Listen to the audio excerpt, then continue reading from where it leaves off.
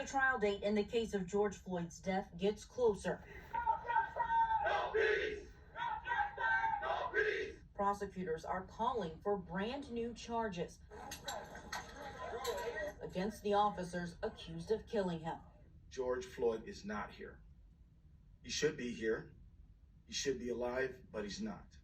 In a motion filed by the Attorney General's office on Thursday, the state demands that the court reinstate the third-degree murder charge against defendant Derek Chauvin, saying there's new precedent based on another Minneapolis officer-involved death.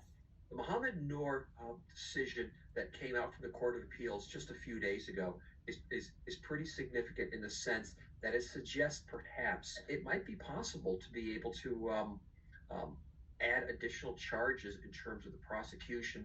2-1, the Minnesota Court of Appeals upheld the third-degree murder conviction of Minneapolis police officer Mohamed Noor.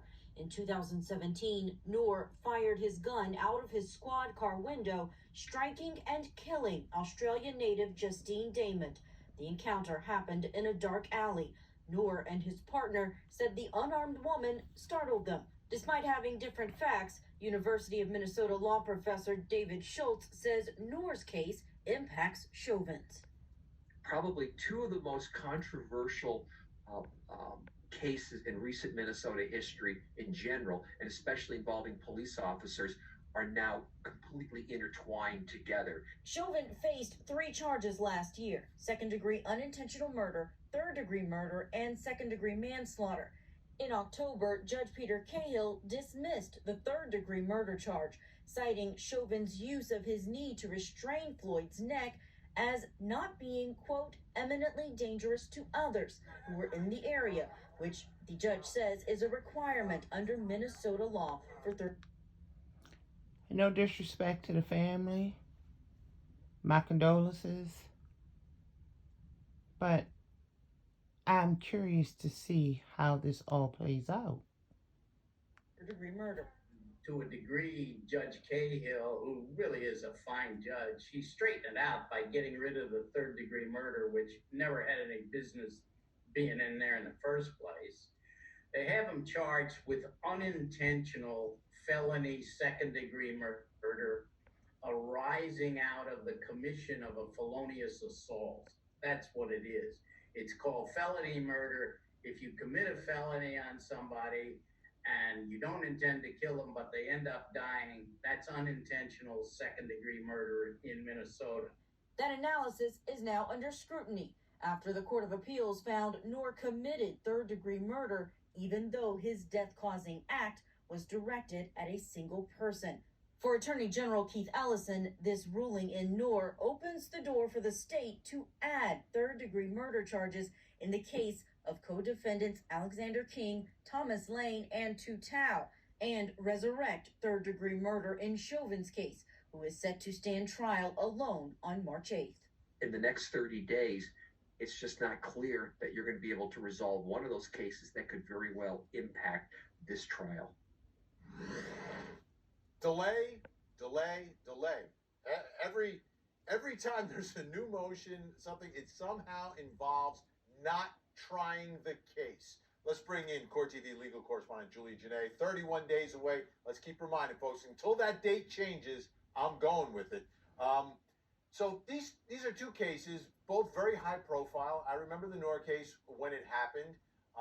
We didn't see it, obviously, because no cameras in Minnesota, except for the George Floyd case. So how are they different factually for people that aren't familiar with them?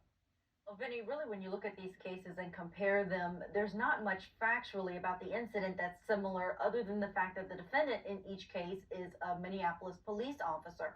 Mohamed Noor used a firearm to shoot Justine Damond outside of his police car. He was sitting inside his squad car. He didn't know who he was shooting at. He reported that it was a shadowy figure, and he was fearing that he was being ambushed.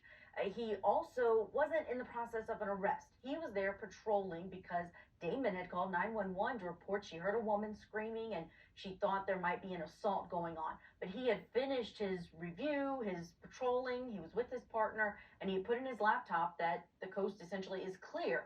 So you don't have this extended period of time that he dealt with the person that he shot. Derek Chauvin with George Floyd interacted with Floyd for over 15 minutes. There was a struggle. He knew exactly who he was struggling with and who he had his knee on the neck of. This is a lot different when it comes to looking at the incidents as far as the facts, but legally, the courts are going to be looking at whether or not third-degree murder applies in both cases based on what they were doing. Was it eminently dangerous to others? Right. So Chauvin's using his knee, and Noor is using a gun, right? And he's shooting outside of his police cruiser in a dark alley. So very different situation. Did the judge, right, Judge Cahill in Chauvin's case, did he take a look at the Noor case? Did he consider it even before this decision came down? He absolutely did. He put this in his October opinion, where he responded to the motion to dismiss that the defense attorneys had filed, and he went through a lot of the arguments from both sides. The defense brought up the Mohamed Noor case in pointing out some things of the reason why the third-degree murder charge should be dismissed. And the judge specifically talked about the Noor case because he wanted to note that it was distinguishable, that he was going to dismiss the third-degree murder charge, even though in the Noor case there was a conviction on third-degree murder. And in that opinion, he actually said that Noor was potentially putting at risk his own partner's life as well as that of a bicyclist who was pedaling by at that precise moment. In comparison, the Chauvin case, he said nothing about Chauvin pressing his knee against Floyd's neck was eminently dangerous to anyone other than Floyd. And it's also interesting in this opinion that he dismissed the Noor case as precedent because he pointed out that the appellate court had not reviewed this case. So at this point, they were both on the same level, just two cases in district court. But we are looking at that exact situation now because it is something that has been reviewed by the Court of Appeals.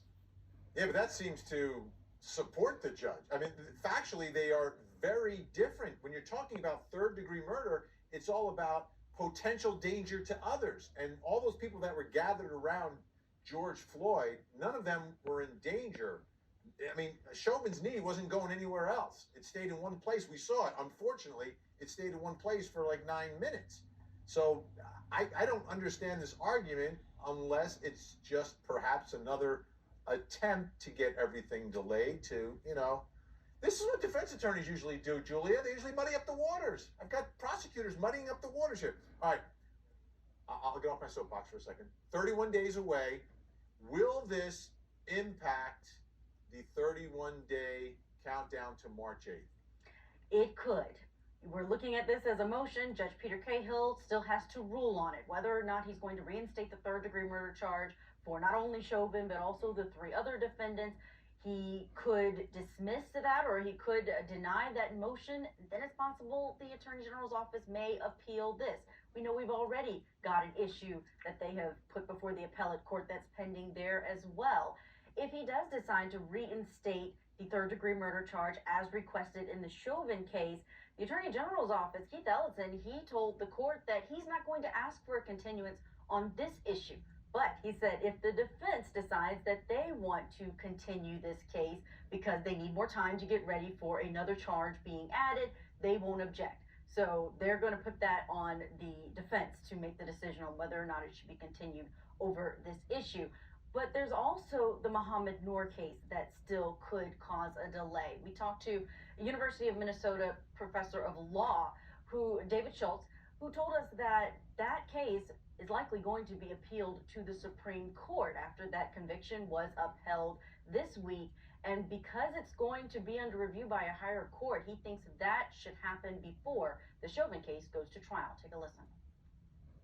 And this is also a case, I should point out, that because the Court of Appeals had rendered it it is likely that the Supreme Court might weigh in on this. That is the Minnesota Supreme Court.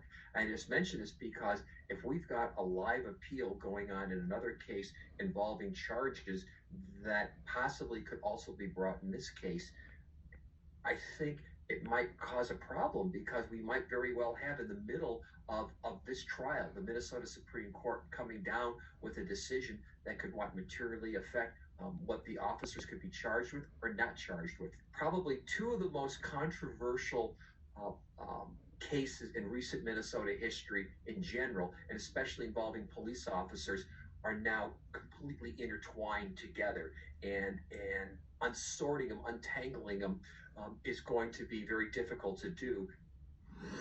Professor Schultz, they're talking about these two cases being intertwined. Here's another connection that they have. The attorney who represents Mohamed Noor is Thomas Plunkett. He's also the attorney who is defending defendant J. Alexander King in the George Floyd case. So there's that overlap there as well. These cases both there in Hennepin County. All right, I disagree that you wait for a Supreme Court decision on some, and if the right now, based upon the decision that was made by the appellate court, that supports Judge Cahill's decision. So the only thing that could mess this up is if Judge Cahill now allows the charge of third degree to go forward, and then the third degree is somehow overturned by the Supreme Court. I'm not following the logic here. To me, plus they're so different. They're literally night and day. One is in the middle of the day, one's at night. It's dark, he's shooting, knee, way different. Well, the argument about the Third Court of Appeals, what they actually decided is that a single person, even though he was Mohamed Noor, only directing his criminal act at a single person, that it still supported third degree murder. So that is one of the reasons that the state is saying that Judge Cahill may have erred in dismissing the third degree murder charge, because he used the logic of a single person versus eminently dangerous to others. But I do think the judge's opinion, he talked about the other people who could have been harmed based on Noor's actions. Right. I mean, anyone could have been harmed. You're shooting into the dark. I mean, that is so different than putting a knee on someone's neck. Neither one of them's good, but it's way different. I think Judge Cahill got it right the first time, but we shall see. All right, today we heard that the governor making some big moves in preparation for March 8th. Right, Vinny? It's almost as if there are three different trains going. One train is in the appellate court. We're waiting for that to happen and to hear what the Court of Appeals is going to respond on the Chauvin case, the Mohamed Noor case, now possibly headed to the Supreme Court. But the train for the district court, the trial level, where this case lives, and what state officials are doing, city officials, that train is moving along at full speed towards March 8th. The governor today signing an executive order to set aside not only the funds, but also to get the National Minnesota Guard ready to be prepared for what civil unrest they're anticipating when this trial goes forward. We know we have seen that protest presence when we were on the ground in Minneapolis for the pretrial hearing. So we anticipate there are going to be large crowds. The Attorney General's office thinking there will be tens of thousands of people out in the streets. So now the plans are being set in place for the Minnesota National Guard to be there and ready to protect people and property. All right, we shall see. Weather is a factor, though. The colder it is, the less people you're going to have. There's no doubt on that, because last time it was in the summer, it was warm, everyone was out. But opening day of this trial, it's going to be a big